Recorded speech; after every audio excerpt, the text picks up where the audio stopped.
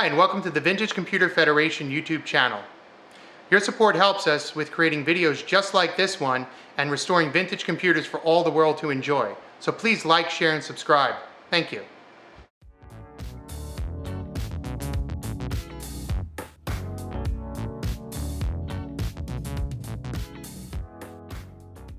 My name is John Floren.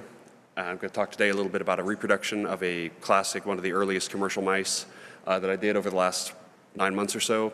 It's been a fun project. I got to, get a little experience in a lot of different things, and I thought people might be interested to see exactly how that all came together, and also see some nice teardown pics of the original mouse, which you can come see the mouse at the table out in the exhibit hall. So a little bit about me. I studied computer engineering at RIT. From a very young age, I was fascinated by computers, but I didn't have a lot of money to spend on new stuff, so I was retro computing before it was cool. I was generally about 5 to 10 years out of date at all times. So in this presentation, I'm going to talk about what was a Depraz mouse, why would I want to clone it. Please forgive me also if I'm butchering the name Depraz. I've only ever seen it written, not heard it spoken. I'm going to talk about how I designed the physical body of the mouse and the tools I used for that and the process of that. Talk about designing the circuit and then laying it out on a circuit board, getting that produced, and then the process of writing the firmware. So what is this mouse that I'm so interested in? So in 2020, summer last year, my friend Ron Minnick gave me a Depraz mouse. It had been previously owned by Jim McKee, an employee in Bell Labs at the Unix group, and he had used this, I don't know for how long, but they were pretty popular among the Unix group, so they tended to be used for quite a while. In fact, several of them were kind of crudely converted to laser mice by people who just tore the guts out of laser mouse and stuck it into their existing Depraz mouse. So a little history about this particular mouse. It was designed by a couple people in Switzerland, produced by a watch company, because of course in the 70s, late 70s, there weren't really mouse companies. In the US, it was sold by Logitech, sold by AT&T. These were bundled with some systems. If you're familiar with the teletype DMD 5620, that was the mouse that went with it. This was one of the earlier Unix graphical terminals. And if you know where to find one of those terminals, hit me up after the talk, because that's a white whale for me. So when I got this mouse, I played with it a bit. Oh, this is cool. Let's see what this feels like. And then I said, well, I want to see what's inside. So if you flip it over, you see it's meant to be user serviceable. There's just 4 screws holding it together. And if you pull those out, the board pops out pretty easily.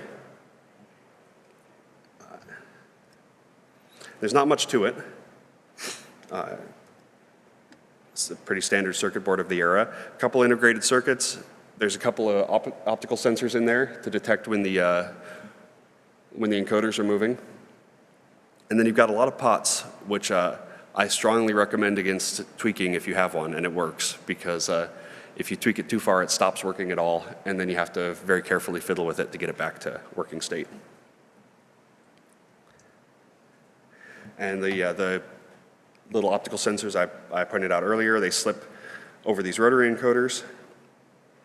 And I don't know at what point the exact design of a rollerball mouse became standardized. This looks pretty familiar to me. You've got the little idler in there, you got the spring. It all looks pretty normal. The odd thing is that it's not especially clear, but the printed circuit board sits above the ball of the mouse. And I think on later mice, the circuit board tends to be below the ball. But because of the unique design of this one, there's plenty of space above the ball. So I've had it apart, and I flipped over and said, what's with all this duct tape in there? Well, so once upon a time, the little foil caps that go on top of a wine bottle were actually made out of little thin sheets of lead. And so somebody at Bell Labs, and I posted on the Unix historical mailing list, and Norman Wilson claimed that he probably was the one who did this.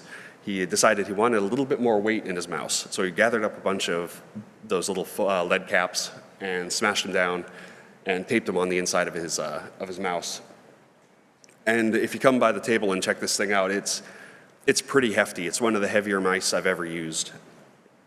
which is actually very pleasant. I find that very, very nice. One thing I want to point out here on this original mouse is that you'll note that the little posts that the screws go into, that's just plastic there. So the screws that are in use are they're pointed screws. They just sort of bite into the plastic, and I've been hesitant to take this thing apart very many times because I'm afraid that I will probably eventually strip that plastic out to uselessness. So another thing you could see, it's not very visible in this picture, but it's one of the main reasons I started this project at all, is that there's a very faint crack originating above one of the buttons. And I think these things are kind of notorious for cracking, especially on those narrow little bits of plastic that go down between the buttons. And so I looked at that and I said, oh, that's not good. I don't want to use this thing very much. And that sort of led into all the rest of the work. So on the board itself, the board that I showed you earlier, there's not much there. There's a couple of integrated circuits. There's a Schmitt trigger and a hex inverter. And it does not speak RS-232. This is not a serial interface. You'll note that it is a male DE9 connector, not female, which is what a serial mouse would have. It just directly exposes the two quadrature encoders on the pins. There's 2 pins for each axis, X and Y. You basically, on the host, you watch for falling edge on one pin, and you treat that as an interrupt.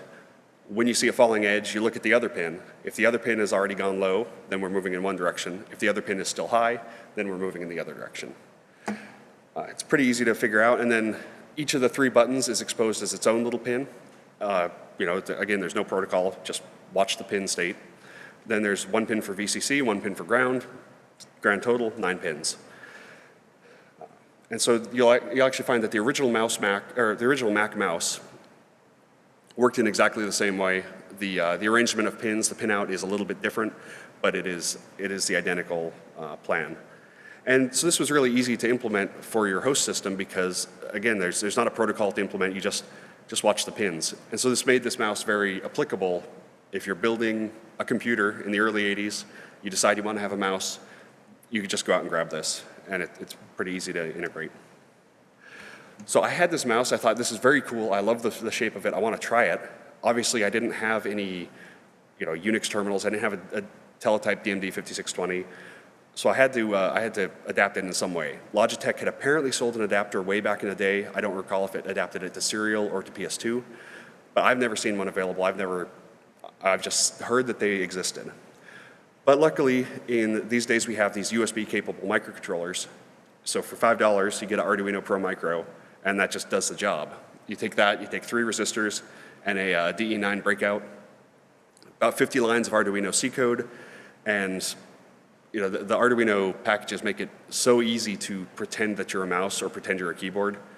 It's almost, you write the code and you think, is that it? Is that all I had to do? And then you wire it up. There's just a simple pin out. I don't particularly need to go through each pin here.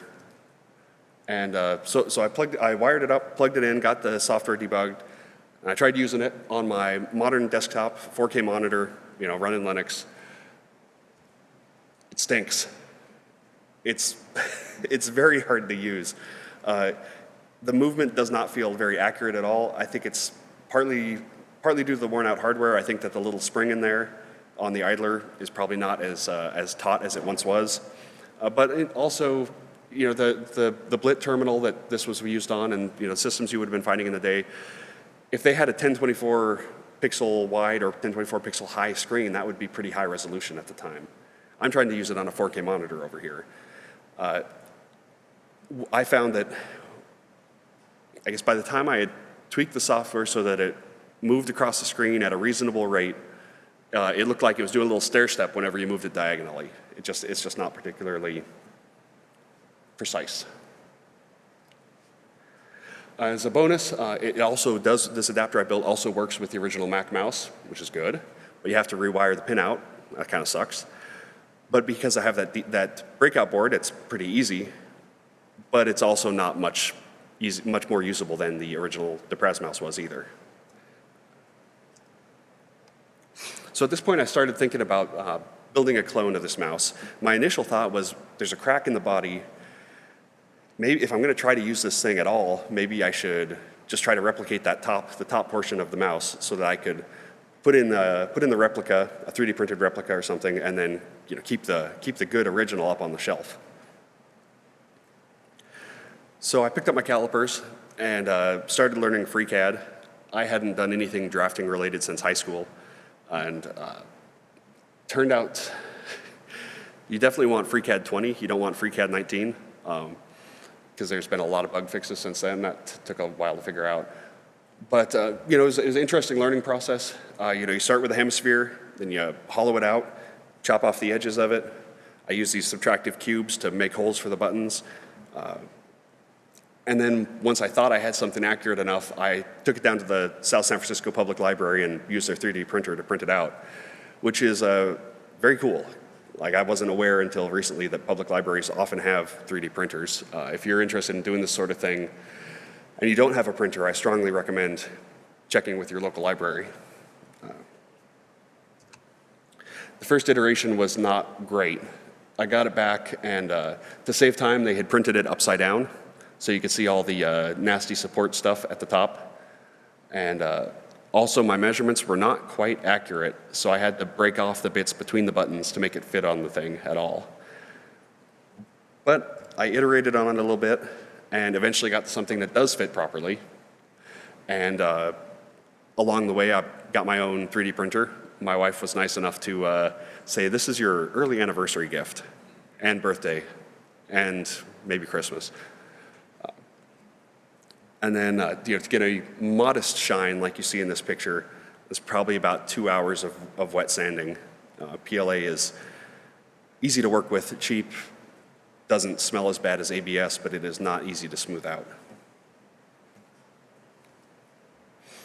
You see in the bottom, where I'd pointed out before that the original just had little plastic holes that you'd screw into, I decided I wanted to do one better. So I got something I wasn't aware of the name for before I looked into this, but they're called heat certs. And it's a little knurled brass thingamabob with threading on the inside.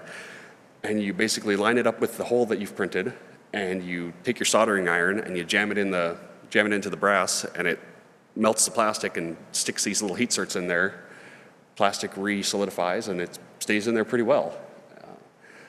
I have since started using these in darn near everything I 3D print because it's just a very convenient way to hold things together.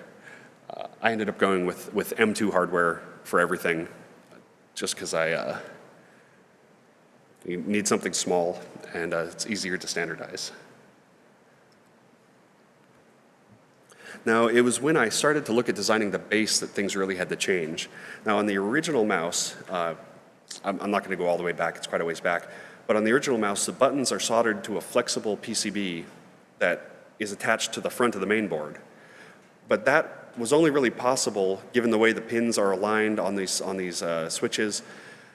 It was only really possible with when the main board sat above the ball. Now, for a laser sensor, which I was starting to think about at this point, I was just thinking, okay, well, I'm going to maybe make an optical circuit board to go with this. The laser sensor needs the lens needs to be real close to the table. So I can't mount the circuit board high, I have to mount it low. When I looked at the way the switches are arranged, I thought, I don't know that I can do this with a printed circuit board. So I had to come up with something different. I ended up going with little shallow slots in the base of the mouse, and the switches are then held in place with a little dab of Gorilla Glue. I wasn't sure if it would work, but it has turned out to hold together quite well. There's these little posts behind each switch that kind of hold them in place and index them in the right spot. And then the PCB, which I'll get to in a second, gets mounted on these little posts with holes for the ubiquitous brass heat certs. You can see here, there's a slot. It's a little hard to see in the projection, but there is a kind of oval-shaped slot at the bottom that holds the large lens for the laser sensor. And actually figuring out how to get that in there was possibly the most challenging part of the process, because the data sheets are not especially. I don't find that the measurements on these data sheets are well organized or easy to read, at least on these particular ones. But I did eventually got there. The nice thing about making a spherical mouse is that you just say The sensor will be in the exact center of the mouse. Everything is a circle around that. Everything centers off of that. And so all measurements are done off of the origin point, and it's all kind of symmetrical and easy to keep track of. Now, kind of as I was making the base of this mouse and making the physical base, I was also coming up with what am I going to do for a circuit. I had to pick a sensor. Now, once upon a time, you could buy a mouse sensor that was just, it had the optical sensor and it had a microcontroller integrated on the same chip, and it would just speak USB. You know, it would be 8 pins, so you get VCC and ground and some data pins, and I don't even know what the other pins were. Like, that was it. You would just wire it up. All you needed was a capacitor on the board to smooth out the power from the USB, and that was it. But those don't seem to be around anymore. So if you want to make a mouse, an optical mouse, you need to get a sensor and then you need to get a microcontroller. And this is where the PixArt PMW3389 comes in. I looked around, and surprisingly, there's a lot of enthusiasts out there who take their gaming mouse and they say, well, this sensor's no good. They desolder the sensor and they put in their own high-end sensor. They upgrade their mouse sensors. And I think that's a little weird, but I mean, look at me. I'm duplicating a 40-year-old mouse. So I took their knowledge base, which is what's a good mouse sensor, and I came up with the PMW3389. It seems to be one of the higher-end gaming sensors. It doesn't speak USB. You have to interface with it over SPI, which was something I had not done before. Turns out that SPI is actually a reasonable, pleasant little interface option for microcontrollers. But more importantly, PixArt does not care about selling to you unless you are, well, I mean, you can't go to their website and buy a sensor.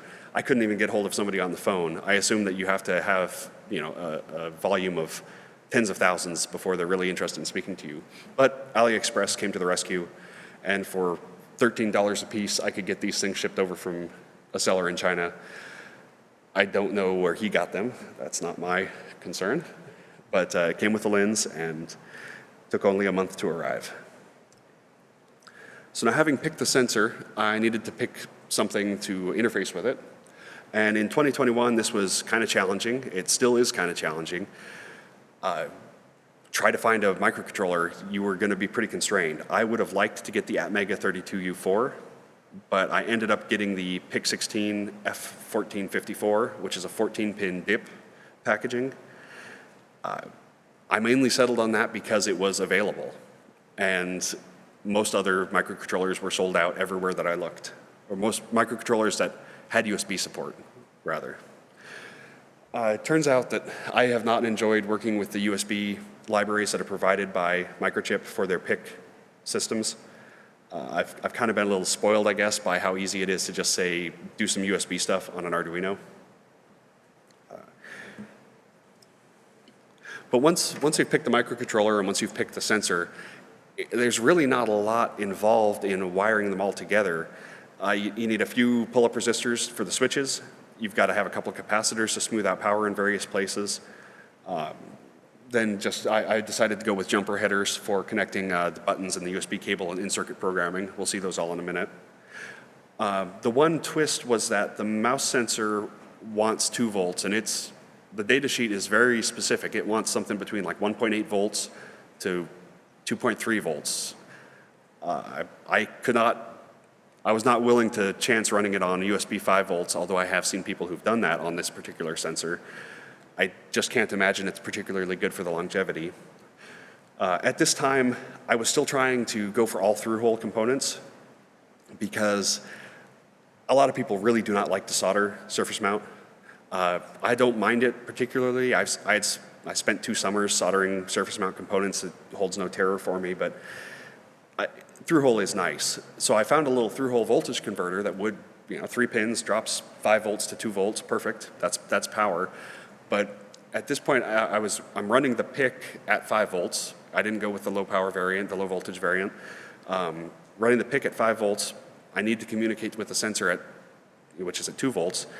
I kept trying to find some way to shift the levels with through-hole components. I was adding many, many, many components. Eventually, I gave up and bought a couple of TI level shifters, and that just made my life a lot easier.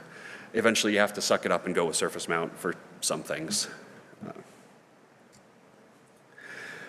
Now, so having chosen the components, it was kind of an iterative process, of course. You know, I pull up KiCad, which when I was last doing circuit design, it was EagleCAD, and EagleCAD kind of sucked because if you didn't pay for a license, you could only make a board that was, you know, I don't remember, 4 inches by 4 inches, something like that, kind of limited. KiCad has come out since then and is really quite good. I encourage you to check it out if you're not using it, if you're using something like Eagle still.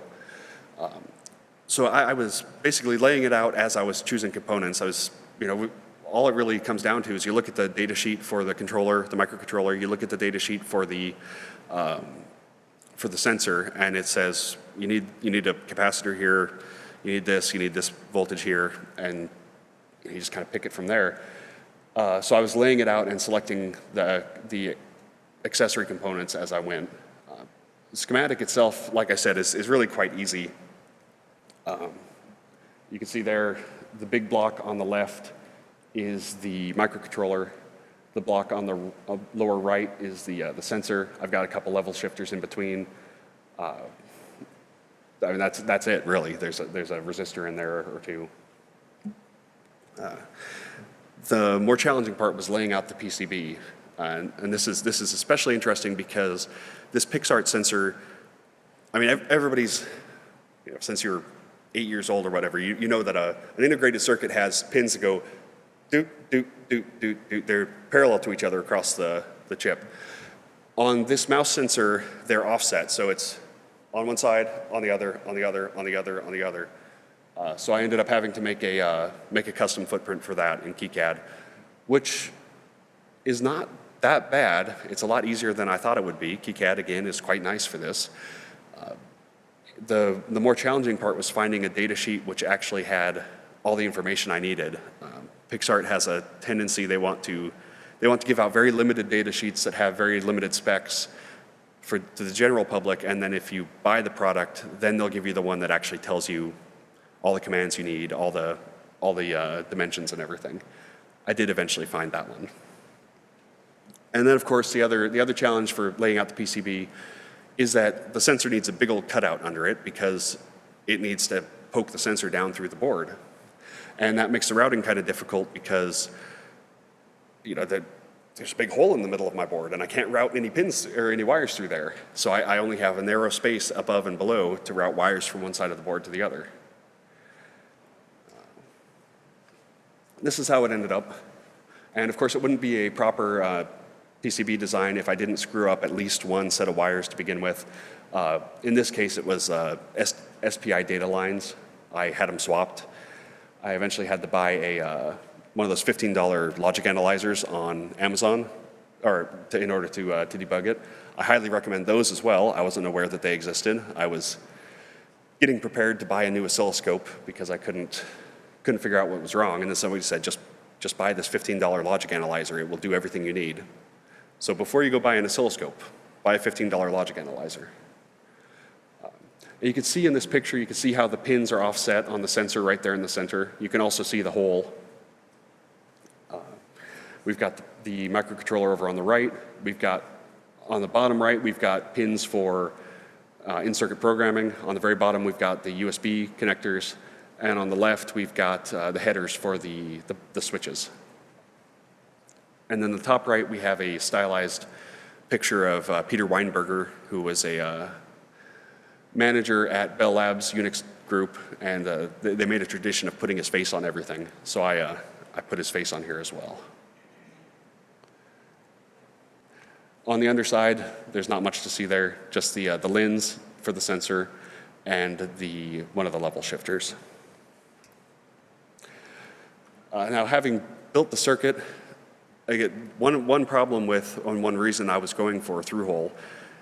With through-hole, you can breadboard everything and try it out, but you can't really do that when you have surface mount system. And it turns out you can't really breadboard anything when you have that weird offset pins going on with your sensor. So basically, it was a matter of build the board, look at it a lot, hope that it's correct, get it made, and then try to write the firmware after that. I didn't mention on the slide, but I had the PCBs made with Osh Park.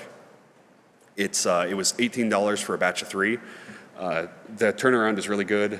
And this is another thing that I learned, like, when I started playing with electronics as a kid, the idea of getting a PCB made was, I might as well have been saying, I'm going to fly to the moon. Yeah, right. Let me make a PCB. I bought this stupid kit from Radio Shack that they say draw with a Sharpie on this thing and use this acid, and it didn't work worth a darn.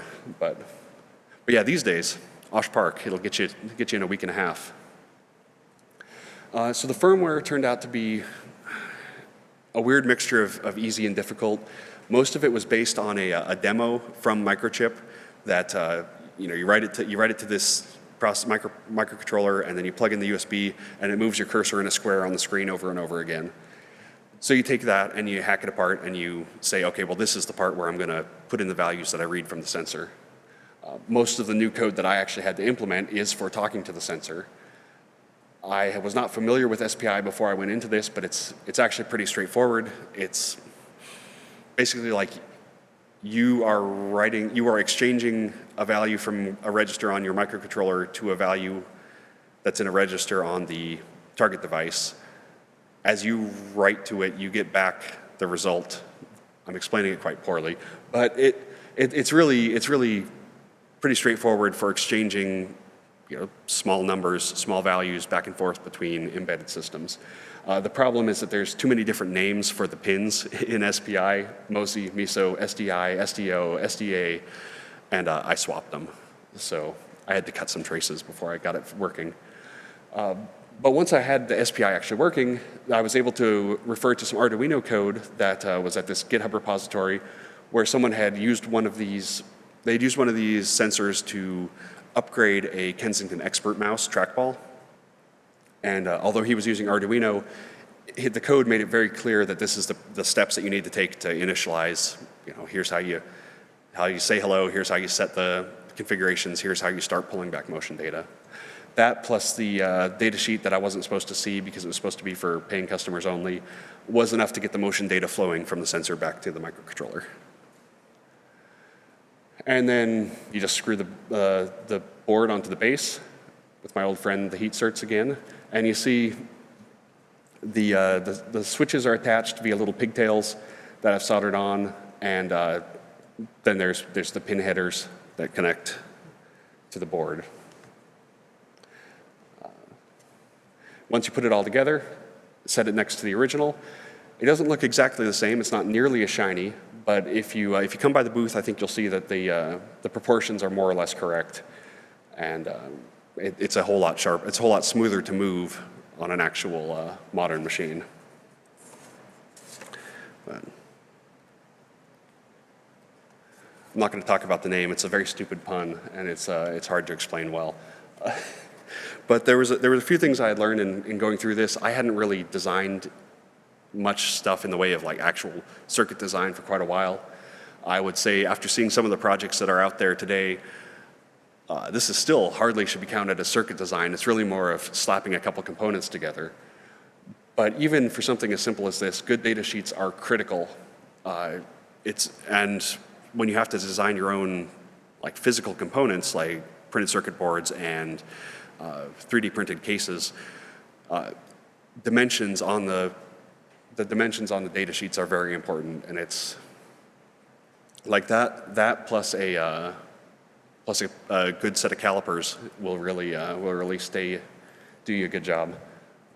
Always buy extra parts, because especially for surface mount devices, because I find that I tend to screw up and destroy at least one component every couple of weeks. And since when I started getting into electronics hobby work, like I said, we didn't have 3D printers, we didn't have cheap PCB prototyping, we didn't have easy delivery from online orders from DigiKey.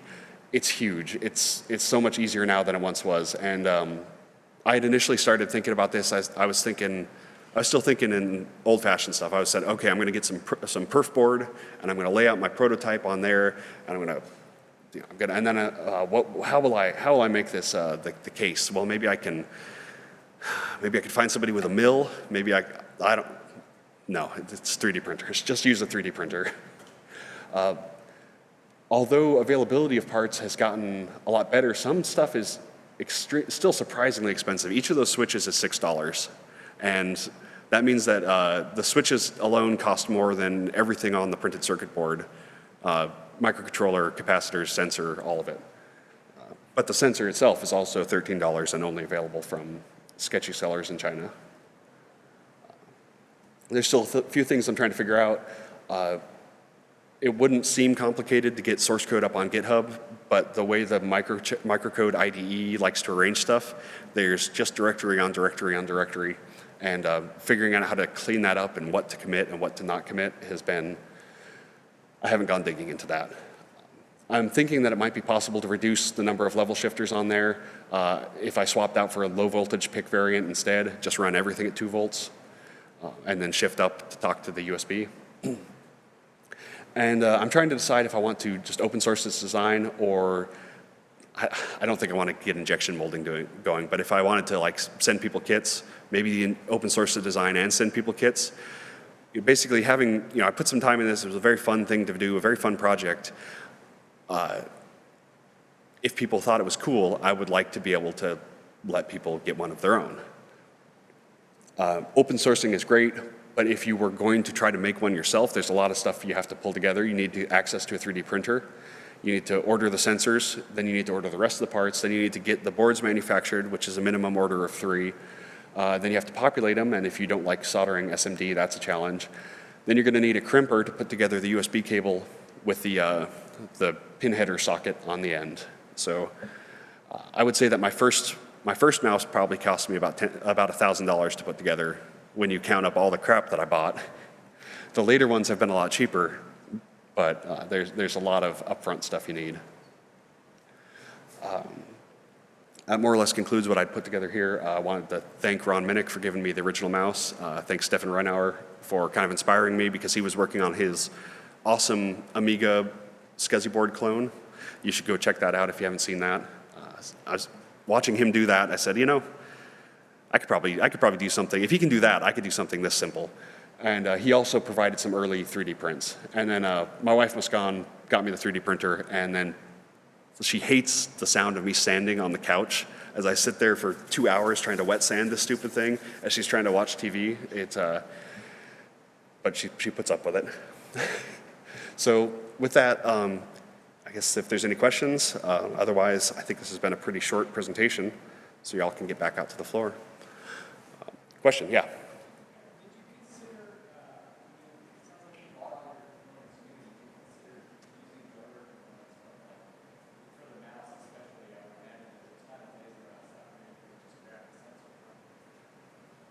Yeah, so I had thought about I initially thought, well, maybe I'll just make the board, or maybe I'll just make the case, and then I will find some cheap mouse that I can just rip the guts out of. And I looked at it, and at this point I was starting to think, well, I don't know, this mouse is so darn cool. I'd like to be able to, I would like to be able to share the design with other people if I did this, but then how do I make sure there's a mouse that everybody will be able to acquire that's cheap enough that they can rip the guts out? And a lot of mice are longer than this mouse. The shape of a modern mouse can be kind of long. And so I wasn't able to find anything that was not super expensive to tear apart and also had good availability, and I don't know, I just wasn't satisfied. And also I kind of wanted a project.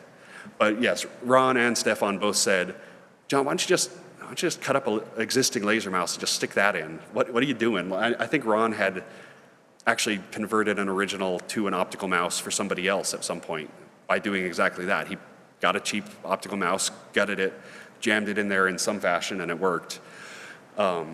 After experimenting with I actually had to make some iterations on the base of the mouse, because the sensor does care how far off the surface it is. And I had initially made the base too thin, and the sensor was too close to the surface, and it wasn't getting a good reading. Once I think I added a millimeter or two to the thickness, and it really improved things. But even the difference before I put the Teflon skates on the bottom of the mouse, even that little bit of height from those will actually improve how well it performs. So, yes?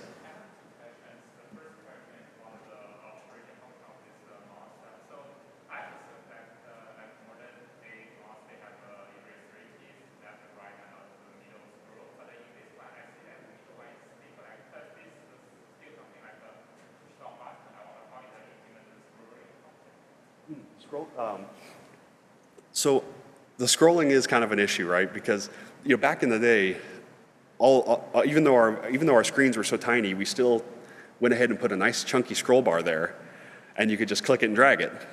But these days, obviously, they have the little tiny scroll thing that disappears when you're not scrolling, and you're expected to have a scroll wheel.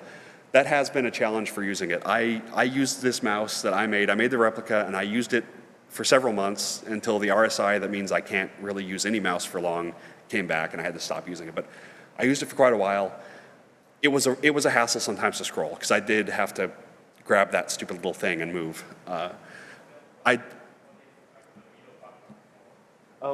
So on X window, for example, if you just select text with the left button and then you middle click, it will paste the selected text. I got used to that like 15 years ago, and I've always kind of liked to use that. Also, I'm one of those weirdos that likes to play around with Plan 9, and that makes heavy use of the middle mouse button. And actually, my daily text editor that I use for work, that I use 8 hours a day, is the Acme editor from Plan 9, and that makes very heavy use of mouse chords, where you'll say click the left button and then the middle button. And so it's important, to me, it was more important to have a good middle mouse button than a scroll wheel, even though it sometimes makes life harder on a web browser. Yeah.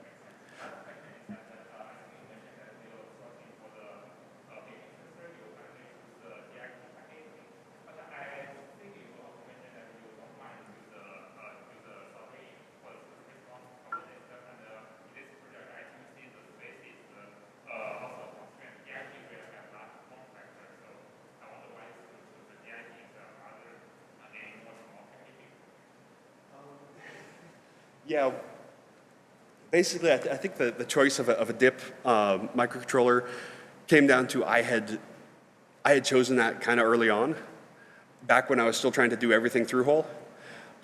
If I was going to do a V2 of this board, I would probably go with I would probably just break down and go with surface mount for the microcontroller, because I could get something with more pins. One thing that I've thought about doing is that with the 14-pin package that I've got, I am basically using every single pin on that microcontroller at this time. If I got some more pins, I could put additional pin headers on the board, and I could extend the firmware. I don't even know if this is a good idea or not. Extend the firmware so that it could actually emulate, say, Amiga protocol or the original Quadrature or PS2, by just swap out what connector you have onto the board, and then either change the firmware or use some sort of combination of buttons pressed at startup in order to change what protocol it speaks.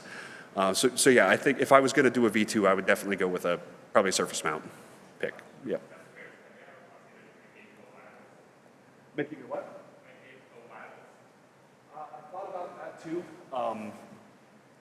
I think it would look pretty neat, I think, if it was wireless, because it would just be this little hemisphere with no wire coming out at all.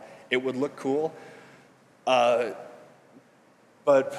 to some extent, I've had previous experience with using picks I'd done a keyboard with a pick. It was a chording keyboard way back in college. I knew that was pretty doable. I wasn't at the time ready to get into what is involved with doing wireless and then having to fit a battery in as well. So I kept it simple and went with the USB. So, and what's cool is I've actually found I plugged it into an old PowerBook running Mac OS 9, and testament to the USB spec, it just works, which is a little surprising. I wasn't expecting that. Yeah. Any further questions? All right. Well, thank you all for coming.